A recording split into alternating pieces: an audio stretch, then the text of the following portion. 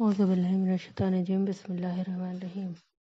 اور جب تمہارے پروردگار نے موسیٰ کو پکارا کہ ظالم لوگوں کے پاس جاؤ، یعنی فرعون کی قوم کے پاس، کیا یہ ڈرتے نہیں؟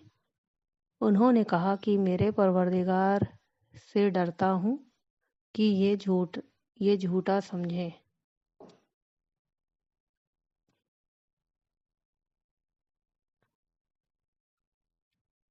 اور میرا دل تنگ ہوتا ہے اور میری زبان رکتی ہے تو ہارون کو حکم بھیج کہ میرے ساتھ چلے، اور ان لوگوں کا مجھ پر ایک گناہ یعنی قبطی کے خون کا دعویٰ بھی ہے، تو مجھے یہ بھی ڈر ہے کہ مجھ کو مار ہی ڈالیں۔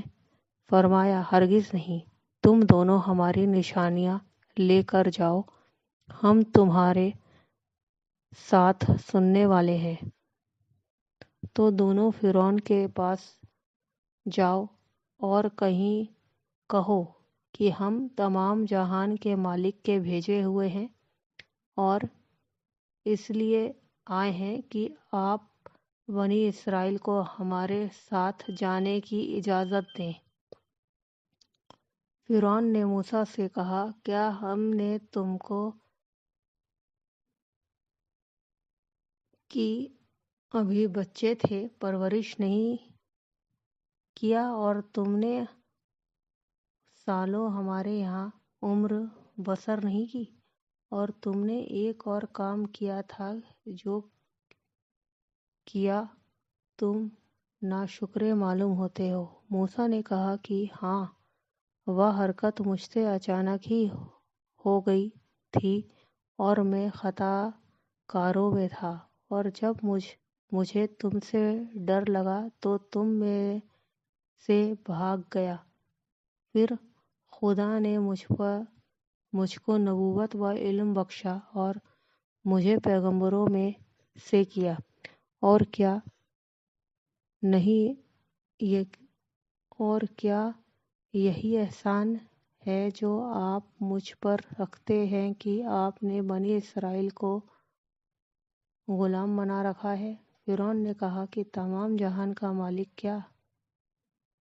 کہا کہ آسمانوں اور زمین اور جو کچھ ان دونوں میں ہے، سب کا مالک، بشرطے کہ تم لوگوں کو یقین ہو۔ فرعون نے اپنے